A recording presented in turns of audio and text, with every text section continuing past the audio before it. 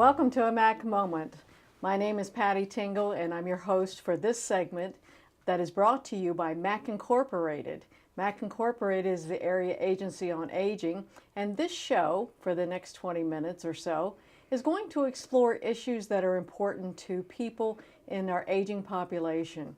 If you are in that population or you have a loved one who is, you may want to watch and listen as we reveal more information about how to age with dignity and independence in our community here in Wicomico County. So welcome, and joining me in the studio today is Lyle Johnson. Lyle's owner and operator of Audio Advantage, and we're going to be talking about issues related to hearing. Welcome, Lyle. Hello, Patty. Good morning. So we want to talk about issues related to hearing, and when we think about hearing and hearing loss, we automatically think about hearing aids and things that are large and uncomfortable and look sometimes unsightly. But before we explore hearing aids and instruments to help people that hear, let's talk about hearing loss. Is it true that people after the age of 55 experience hearing loss? Yeah, it is true. The older that we get, the more prevalent hearing loss is. It's hard to recognize it because it doesn't hurt. There's no pain with it. But the statistics show that 50% of people over 85 have hearing loss, 35 to 40% of people between 55 and 75 have hearing loss, and it just goes down from there. But it's one of the diseases or symptoms that goes unrecognized. Now, those are significant numbers. Can you describe something about hearing loss? Hearing loss is not hearing loss is not hearing loss. It seems to be very individualized. Well, it is. Many people have the same symptoms, and the symptoms simply start out that perhaps we need things a little bit louder. But actually, it might even be a little more secretive than that. We may ask people to repeat, not louder, but just repeat it.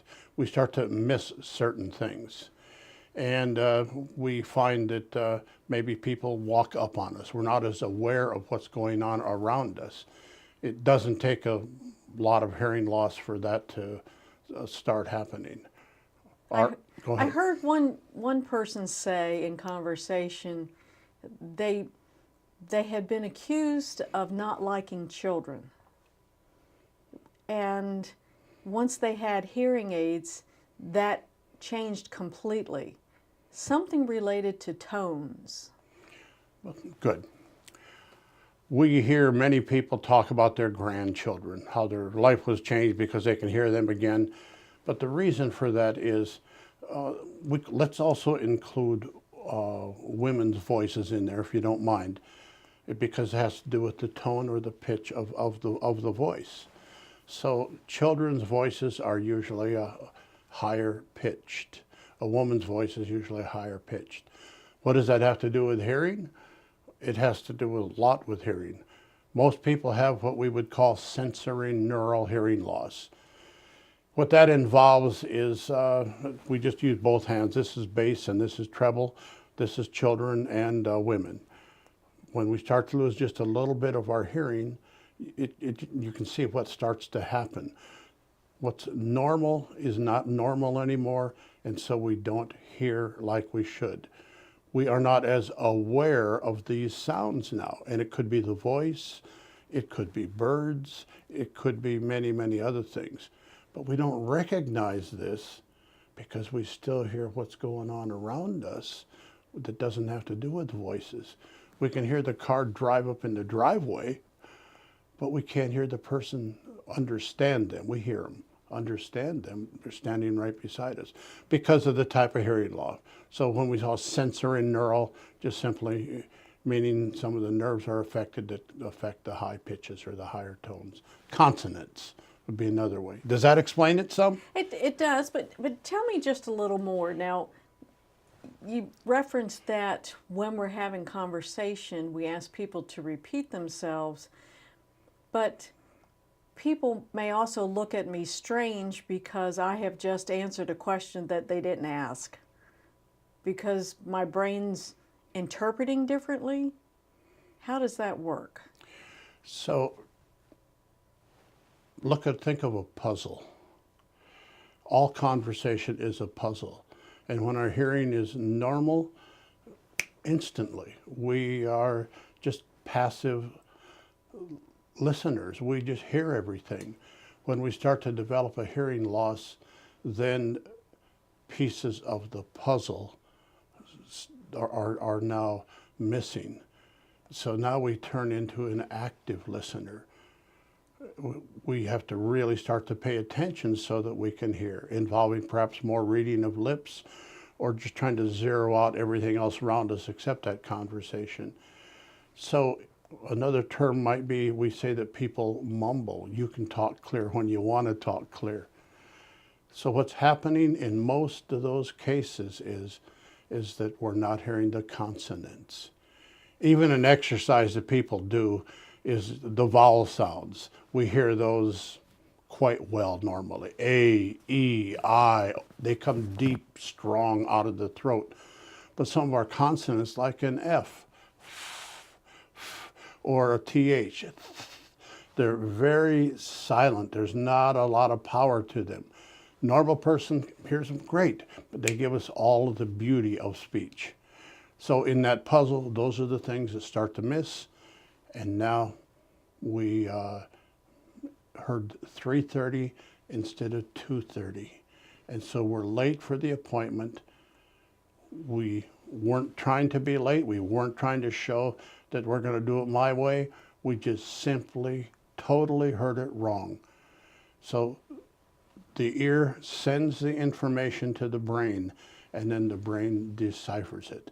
If there's damage somewhere in the ear, we call it the hair cells. If they start to get damaged, they break off, they start to bend over. Normally those are the higher pitches. For when we talked about that 50% of the people with hearing loss, that's usually sensory neural hearing loss, nerve damage. There you go, that's what we're reaching for. And it starts to cut us off socially. It starts to just change our whole perception of things.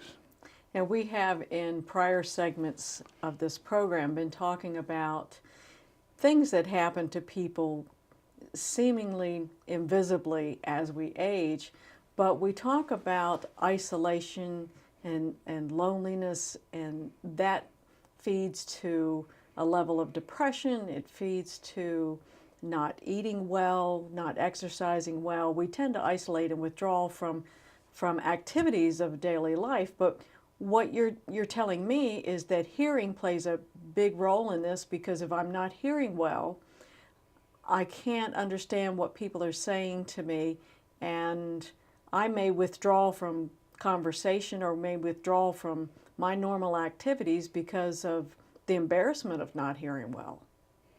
Yeah. So I have hearing loss, and hearing aids work way better nowadays than they used to. But it's more in the past. Oftentimes I would get home from being out to eat with my wife and some other folks, and my wife would say, "You weren't feeling well? What was wrong?" What was wrong? I couldn't hear. I couldn't hear in that situation. So I just was quiet. I enjoyed myself, but I couldn't participate.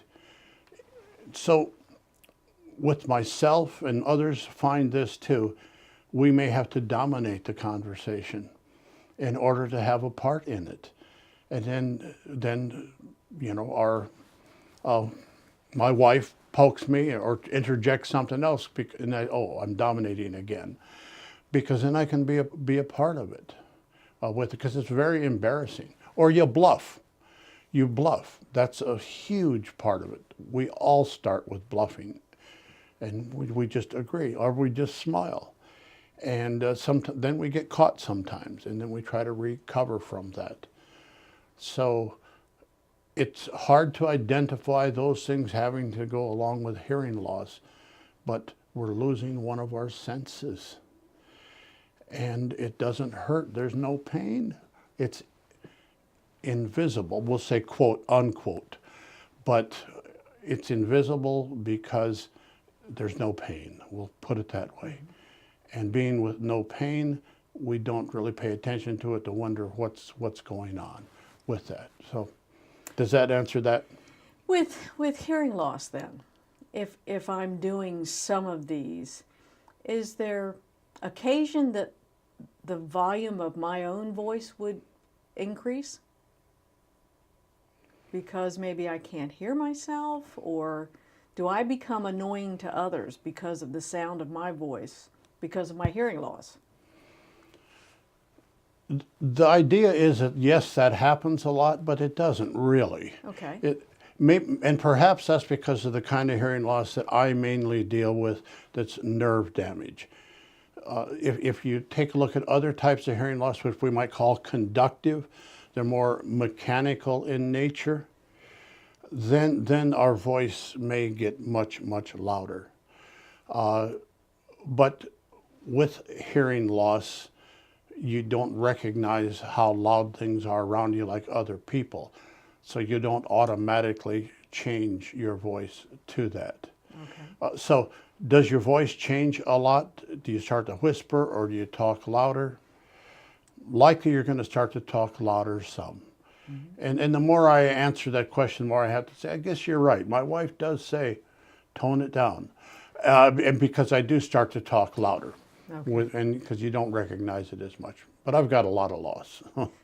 So you talk a little bit about some differences between mechanical and conductive hearing loss and nerve damage, and what really causes hearing loss? Can it be prevented, I guess, is my question. They say that 30% of hearing loss is caused by noise. It's noise induced. So yes, it can be stopped if we don't expose ourselves to loud noise, especially noise that lasts for a long time. As an example, hunters, those who use firearms, find that they have hearing loss. They've done a lot with protecting themselves with that, but that does affect it. So that will cause normally that nerve damage that we talked about. Nerve damage is also caused, for the bigger majority of people, just by aging. People with diabetes, 5 times as much hearing loss as people that don't have diabetes. Well, what does that say then? That means that caring for our health a little bit better, perhaps, could really help our hearing also. So the teenagers driving in cars with the loud music are veterans who may have been exposed to blasts or loud noises during their military service, people who work in plants or facilities with loud machinery. All of that plays a role. Sure it does. You could even add into there the barber or beautician.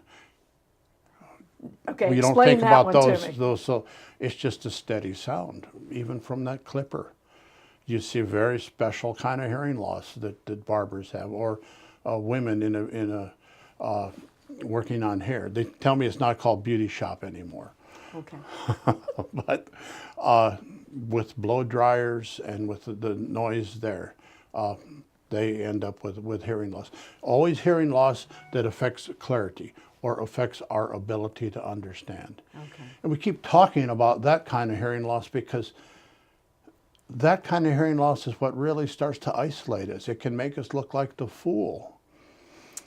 There's only so many times that you can be wrong, or that you hear people but you don't understand them. The worst one for me, you see a conversation going on and they seem to be whispering about you. It has nothing to do with that.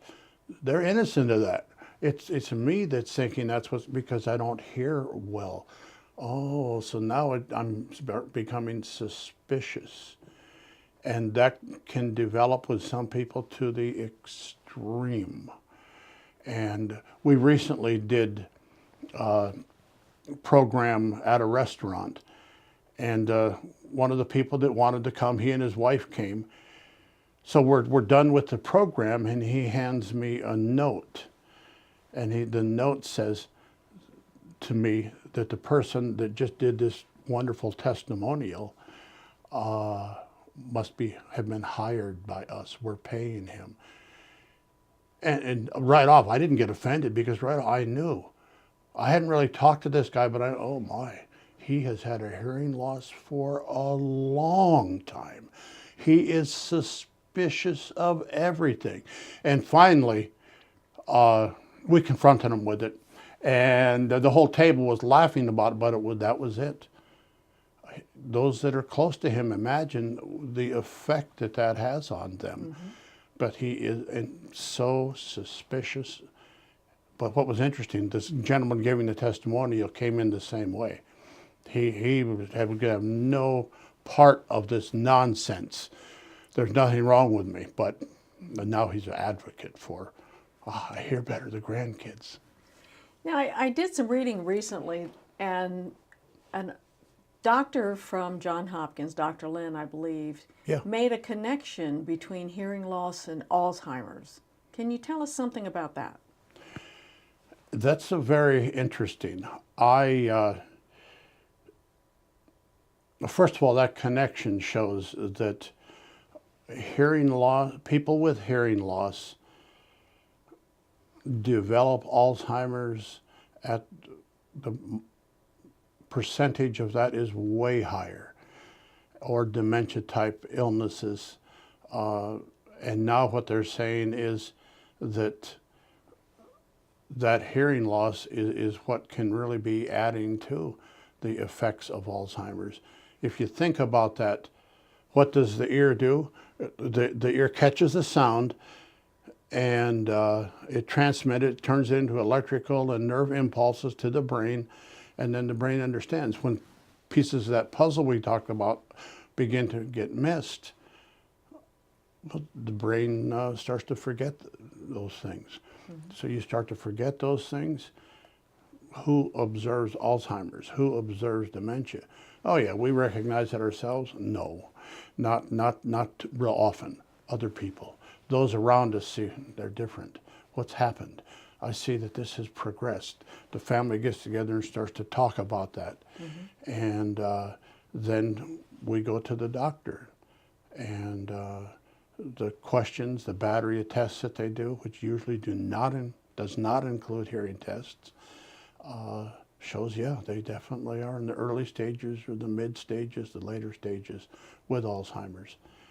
So that's interesting to me, because years ago, before I even would want to talk about it, because I hadn't related these things, I have tested people, it was really down on the eastern shore of Virginia, in Alzheimer's units. And once you had them hearing, they were a different person. A few of them even went back home. They had Alzheimer's, but it wasn't near as advanced. And in Dr. Lin's study, he came up with the same thing. He said, it's unbelievable, the relationship between Alzheimer's and hearing loss.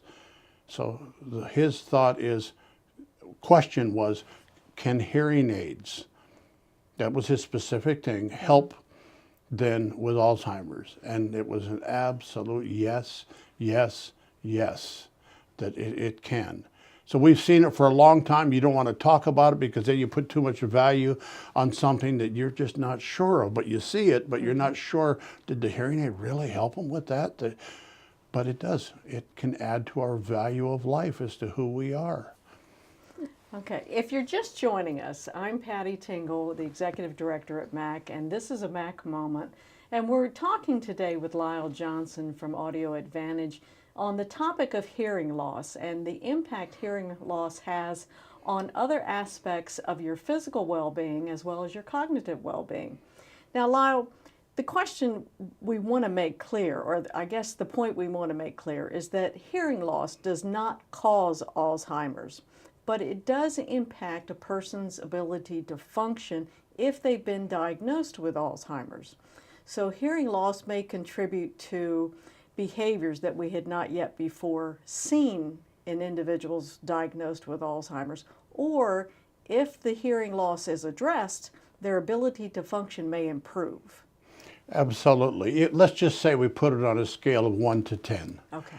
So if we are down here at a 3, hearing better can bring us up.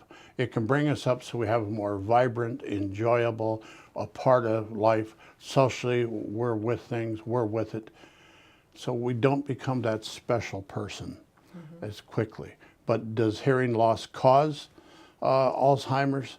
They're actually studying that to see. You wouldn't think so. But nothing documented at this point. Yeah, nothing documented at that point. It's just that hearing loss, those with hearing loss it's many times higher, the prevalence of Alzheimer's with them. That's what promoted Dr. Lynn's study. Australia, they've done studies. Much of it was done in Baltimore, studies on that, and they have been fascinated, would be the wrong word, but shocked. Wow.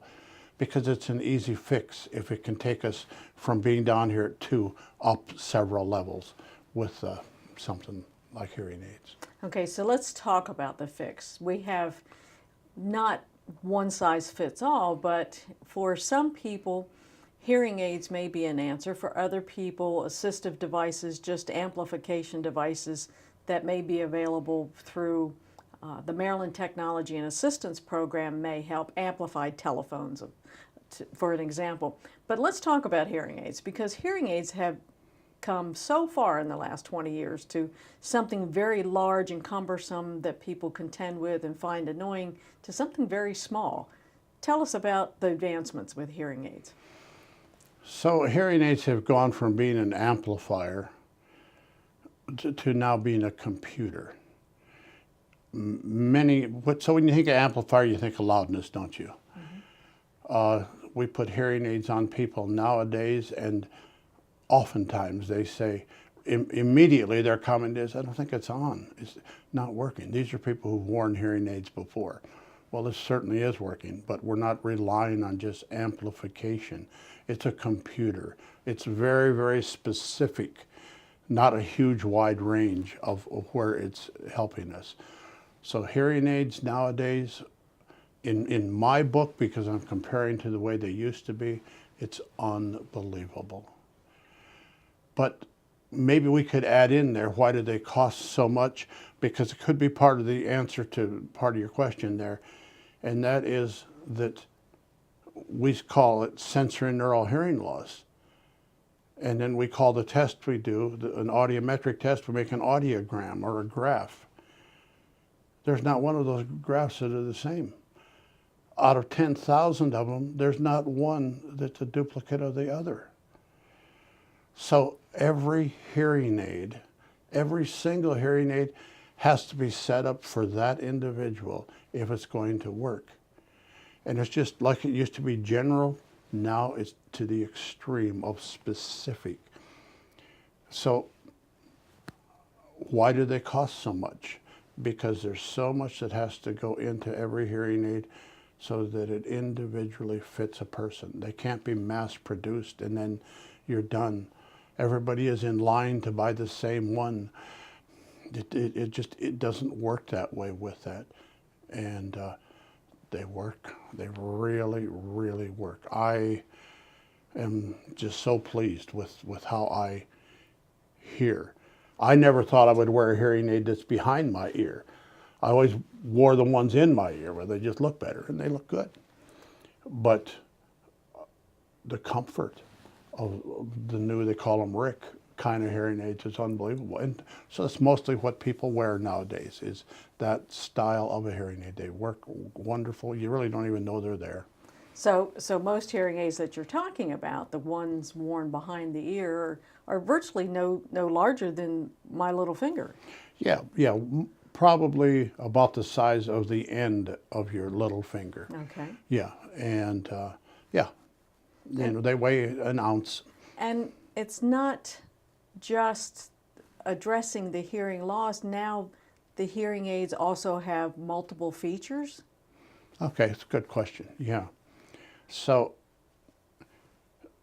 television. Many people with hearing loss could never understand what they're saying on TV. We watch it and we get all we can. But now TV can be broadcast right to your hearing aid. So you hear it clearer than anybody else in the room. Your phone, your cell phone. Hearing aids nowadays, you can reach up and you can touch a button. Other ones, you still may have to touch a button on a device. But with some of them, you just touch this, hello? And when you're talking, your voice isn't going through your phone. It's going through the hearing aid microphone to the phone, which can be 30 feet away. And you're having this wonderful, clear conversation. Some people really like music. They can listen to their music in the same way. And no batteries. Rechargeable is big. And some of our hearing aids, I understand now, our churches and our meeting places have what's called a loop system, and our hearing aids can sync with the loop system so that I don't miss perhaps what my minister's saying, or I don't miss what the speaker at the conference is saying, because it's all now can be synced or linked to this audio loop system that the facility may have. Yeah, very good question. So it's electromagnetic. You know, you put two magnets together, one draws to the other. So you put a wire around the room that with the loop system, it's a literal wire, and the hearing aid can pick that up. Not all hearing aids are built that way, and not all can understand just how that works, but it can be just an unbelievable asset to have that. And it totally gives you TV clear, the radio clear, in a concert hall, clear as can be, and at church. People really like that. The benefit nowadays, because that's literally been around for 50 years, and it's always worked well, but nowadays it happens automatically. Okay. Yeah, you can just set the hearing aid up so you walk into that situation, wow, and it automatically happens. Other people say, what are you talking about? And you can hear the music playing already and they don't hear it. And nor does it interfere with the other conversations you're having. It's good question. Okay. Lyle, we've talked a little bit about hearing loss and how hearing loss can be prevented, what we see with natural aging and hearing loss, and perhaps some of the links of hearing loss to behaviors that our seniors may display as they age, perhaps links to behaviors around Alzheimer's, and then the technology to address this. But I know in our conversation we've just touched a tip of the iceberg. We're out of time, I'm sorry to say, and we're so happy that you were able to be here with us. Any final thoughts as we close the show today? If you suspect that you have hearing loss, just go get it tested. Go get it tested. And almost all hearing aid places will let you try the hearing aids. If they're just not for you, you return them. But it can change your life and the life of your family if you hear better. Great. Thank you, Lyle. And thank you for joining us today as well. If you or someone you know may be experiencing hearing loss and would like to find out more information about hearing loss and some of the relationships that happen in regards to advancing disease or advancing ability to function, contact MAC or contact Audio Advantage or your local hearing aid dispenser. Audiologists in your community are all here to help you to live a more independent, dignified life. I'm Patty Tingle with MAC, and thank you for joining us.